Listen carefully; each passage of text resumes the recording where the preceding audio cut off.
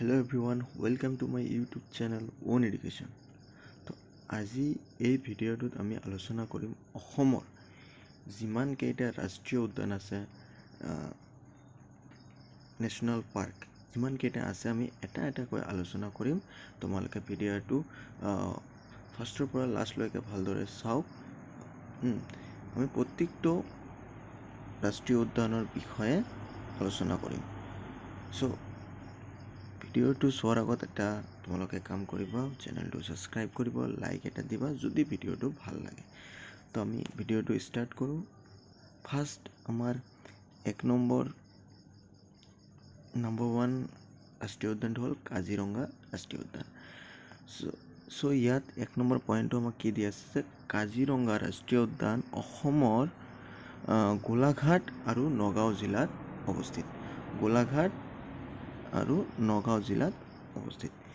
2 number ইয়াত কাজিৰঙা ৰাষ্ট্ৰীয় উদ্যানৰ মাটিকালি কিমান আছে?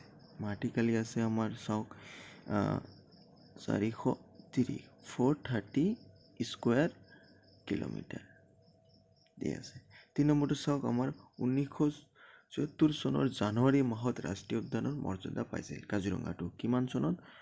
1974 চনত ই কি পাইছিল?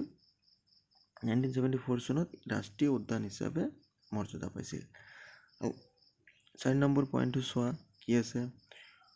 1985 চনত ইউনেস্কোৱে বিশ্ব ঐতিহ্য ক্ষেত্ৰৰূপে ইয়াক স্বীকৃতি দিয়ে। কিমান চনত ইউনেস্কোৱে এক বিশ্ব ঐতিহ্য ক্ষেত্ৰৰূপে স্বীকৃতি দিয়ে? 1985 চনত। 5 নম্বৰ পইণ্টটো চোৱা যে 2007 চনত ব্যাঘ্ৰ প্ৰকল্প হিচাপে ঘোষণা কৰা হয় কাজিৰঙা ৰাষ্ট্ৰীয় উদ্যান। ইয়াৰ মানেটো হ'ল যে 2007 চন মানে 2007 চনত ইয়াক টাইগাৰ ৰিজাৰ্ভ হিচাপে ঘোষণা কৰা হয় কাজিৰঙা ৰাষ্ট্ৰীয় উদ্যানক। ঠিক আছে, 1 নম্বৰ আমাৰ কাজিৰঙাটো গ'ল। এতিয়া আমি নেক্সট পেজলৈ যাম। নেক্সট আছে আমাৰ মানাস ৰাষ্ট্ৰীয় উদ্যান 2 নম্বৰত। ঠিক আছে, মানাস ৰাষ্ট্ৰীয় উদ্যানটো আমাৰ কি আছিল? বাক্সা জিলাৰ অসম ভূটান সীমান্ত মানে চিৰাং আৰু বাক্সা জিলাত অসম ভূটান সীমান্তত অৱস্থিত। 2 নম্বৰ পইণ্টটো চোৱা মাটিকালি ইয়াৰ কিমান দি আছে? 500 বৰ্গ কিলোমিটাৰ। 3 নম্বৰ পইণ্টটো চোৱা 1928 চনত অভয়াৰণ্য হিচাপে ই প্ৰথমতে এটা অভয়াৰণ্য আছিল। ঠিক আছে, 1928 চনত ই এটা অভয়াৰণ্য আছিল, অভয়াৰণ্য হিচাপে ঘোষণা কৰা হৈছিল। আৰু 4 নম্বৰ পইণ্টটো চোৱা 1973 চনত ব্যাঘ্ৰ প্ৰকল্প হিচাপে ইয়াক ঘোষণা কৰা হয়। মানে 1973 চনত ইয়াক টাইগাৰ ৰিজাৰ্ভ হিচাপে ঘোষণা কৰা হয়। 5 নম্বৰ পইণ্টটো চাওঁ 1989 চনত জৈৱ মণ্ডল সংৰক্ষণ কেন্দ্ৰ হিচাপে ঘোষণা কৰা হয়। এইটো কিমান চনত আছিল? 1989 চনত। ঠিক আছে, আৰু 6 নম্বৰটো চাওঁ 1985 চনত ইউনেস্কোৱে ইয়াক বিশ্ব ঐতিহ্য ক্ষেত্ৰৰূপে স্বীকৃতি দিয়ে। এইটো কিমান আছিল? 1985 ইউনেস্কোৱে ইয়াক বিশ্ব ঐতিহ্য ক্ষেত্ৰৰূপে স্বীকৃতি দিয়ে 1985 চনত। ঠিক আছে, আৰু 7 নম্বৰ পইণ্টটো চোৱা 1990 চনত ইয়াক ৰাষ্ট্ৰীয় উদ্যান হিচাপে ঘোষণা কৰা হয়। কিমান চনত? 1990 চনত। 90 চনত ইয়াক ৰাষ্ট্ৰীয় উদ্যান হিচাপে ঘোষণা কৰা হয়। 2 নম্বৰ আমাৰ ৰাষ্ট্ৰীয় উদ্যানটো গ'ল। এতিয়া আহিল আমাৰ 3 নম্বৰ ৰাষ্ট্ৰীয় উদ্যান ডিব্ৰু-চৈখোৱা ৰাষ্ট্ৰীয় উদ্যান।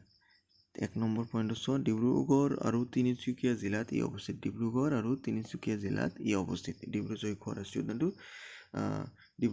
ডিব্ৰুগড় আৰু তিনিচুকীয়া জিলাত অৱস্থিত। ইয়াৰ মাটিকালিটো চোৱা 340 স্কুৱেৰ কিলোমিটাৰ।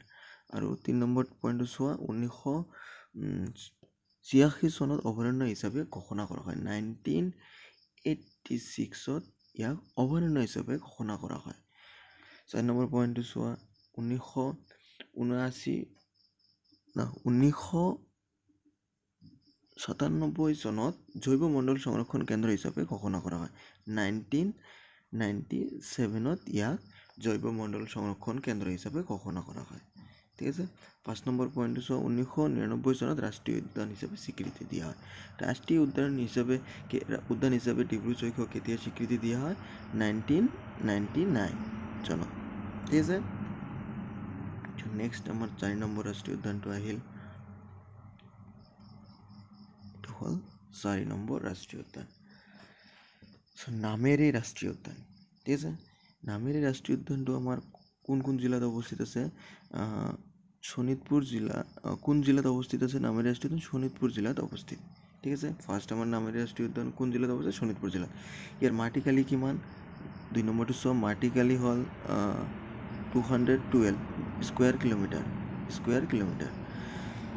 ই প্ৰথমতে কিমান চনত অভয়াৰণ্য হিচাপে ঘোষণা কৰা হয়? ইয়াক 1985 চনত। ঠিক আছে। 1985 চনত অভয়াৰণ্য হিচাপে ঘোষণা কৰা হয়। আৰু 4 নম্বৰ পইণ্টটো চোৱা, 1998 চনত ইয়াক ৰাষ্ট্ৰীয় উদ্যান হিচাপে স্বীকৃতি দিয়া। কিমান? 1998ত ইয়াক ৰাষ্ট্ৰীয় উদ্যান হিচাপে স্বীকৃতি দিয়া হয়। ইয়াক টাইগাৰ ৰিজাৰ্ভ, 5 নম্বৰ পইণ্টটো চোৱা, টাইগাৰ ৰিজাৰ্ভ ইয়াক কেতিয়া ঘোষণা কৰা হয়? 2000ত ইয়াক টাইগাৰ ৰিজাৰ্ভ হিচাপে ব্যাঘ্ৰ প্ৰকল্প হিচাপে ঘোষণা কৰা হয় 2000ত। ঠিক আছে। এতিয়া আহিলে আমাৰ 5 নম্বৰ ৰাষ্ট্ৰীয় উদ্যানটো। 5 নম্বৰ ৰাষ্ট্ৰীয় উদ্যান ওৰাং ৰাষ্ট্ৰীয় উদ্যান। ওৰাংটো হ'ল কোন ডিষ্ট্ৰিক্টত? দৰং আৰু শোণিতপুৰ জিলাত অৱস্থিত। ওৰাং ৰাষ্ট্ৰীয় উদ্যান অৱস্থিত। ইয়াৰ মাটিকালি 78.81 বৰ্গ কিলোমিটাৰ।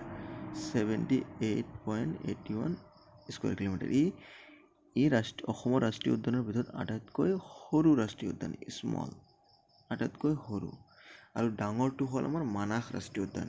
আমাৰ অসমৰ ৰাষ্ট্ৰীয় উদ্যানৰ ভিতৰত আটাইতকৈ ডাঙৰ ৰাষ্ট্ৰীয় উদ্যানটো হ'ল মানাহ ৰাষ্ট্ৰীয় উদ্যান আৰু সৰুটো হ'ল ওৰাং ৰাষ্ট্ৰীয় উদ্যান। ওৰাঙক 1962 চনত সংৰক্ষিত বনাঞ্চল ৰূপে ঘোষণা কৰা হৈছিল। 1962ত ঘোষণা কৰা হৈছিল। 4 নম্বৰটো চোৱা, 1985 চনত অভয়াৰণ্য হিচাপে ঘোষণা কৰা হৈছিল। 1985ত অভয়াৰণ্য হিচাপে ইয়াক ওৰাং ৰাষ্ট্ৰীয়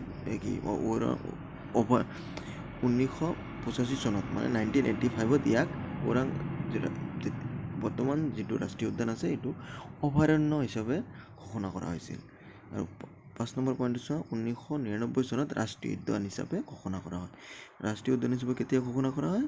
1999 ওৰাং ৰাষ্ট্ৰীয় উদ্যান। এতিয়া 6 নম্বৰ ৰাষ্ট্ৰীয় উদ্যানটো আহিল আমাৰ ৰায়মনা ৰাষ্ট্ৰীয় উদ্যান। ই কোন জিলাত অৱস্থিত? কোকৰাঝাৰ জিলাত অৱস্থিত। ইয়াৰ মাটিকালি 422 স্কুৱেৰ কিলোমিটাৰ।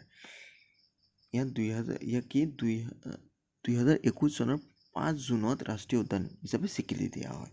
বেছি দিন নহ'ল এইটো, 2021 চনৰ কথা, জুনৰ কথা, 2021 5 জুনত ইয়াক ৰাষ্ট্ৰীয় উদ্যান হিচাপে স্বীকৃতি দিয়া হয়। ই ভাৰত আৰু ভূটান সীমান্তত অৱস্থিত। ভাৰত আৰু মানে ইণ্ডিয়াৰ ভূটান সীমান্তত মানে ভূটানৰ ওচৰত অৱস্থিত। এইকাৰণে এই ডিষ্ট্ৰিক্টটো কি হ'ল আমাৰ? কোকৰাঝাৰ। ঠিক আছে। 5 নম্বৰটো চোৱা, সোণালী বান্দৰৰ বাবে বিখ্যাত। মানে ৰায়মনা ৰাষ্ট্ৰীয় উদ্যানটো সোণালী বান্দৰৰ বাবে বিখ্যাত। মানে সোণালী বান্দৰ মানে গল্ডেন লাংগুৰ বাবে এই ৰাষ্ট্ৰীয় উদ্যানটো বিখ্যাত হয়। কোকৰাঝাৰ জিলাত অৱস্থিত। ঠিক আছে। 6 নম্বৰটো হৈ গ'ল। এতিয়া আহিল 7 নম্বৰ ৰাষ্ট্ৰীয় উদ্যান দিহিং পাটকাই ৰাষ্ট্ৰীয় উদ্যান। চোৱা, ডিব্ৰুগড় আৰু তিনিচুকীয়া জিলাত অৱস্থিত দিহিং পাটকাই ৰাষ্ট্ৰীয় উদ্যান। মাটিকালি কিমান আছে? 231 স্কুৱেৰ কিলোমিটাৰ। 2004 চনত মানে 2004 চনত অভয়াৰণ্য হিচাপে ঘোষণা কৰা হৈছিল। প্ৰথমে ইয়াক 2004 এই চনত ইয়াক অভয়াৰণ্য হিচাপে ঘোষণা কৰা হৈছিল। তাৰপিছত 4 নম্বৰ আহিল 2021 চনত 9 জুনত ৰাষ্ট্ৰীয় উদ্যান হিচাপে ঘোষণা কৰা হৈছে। ই আমাৰ মানে লাষ্ট আমাৰ ৰাষ্ট্ৰীয় উদ্যান এইটো দিহিং পাটকাই।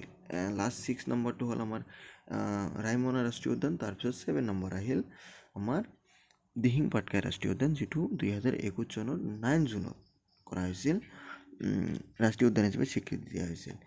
আৰু ইয়াক পূবৰ আমাজন বুলিও কোৱা হয়। The Amazon of the east বুলি এই ৰাষ্ট্ৰীয় উদ্যানক the Amazon of the east বুলিও কোৱা হয়, পূবৰ আমাজন বুলিও কোৱা হয়। চ' ৰাষ্ট্ৰীয় উদ্যানৰ বিষয়ে সকলোখিনি ডিটেইলছ ইয়াত দি দিছোঁ, তোমালোকে স্ক্ৰীনশ্বট লোৱা বা লিখি লোৱা, যেনেকৈ পাৰে লোৱা। ইয়াৰ পিছত ভিডিঅ'টো চোৱাৰ পিছত তোমালোকে চেনেলটো ছাবস্ক্ৰাইব কৰি দিবা, লাইক এটা মাৰি দিবা। চ' আজি ভিডিঅ' এইখিনিয়ে হ'ল, ধন্যবাদ।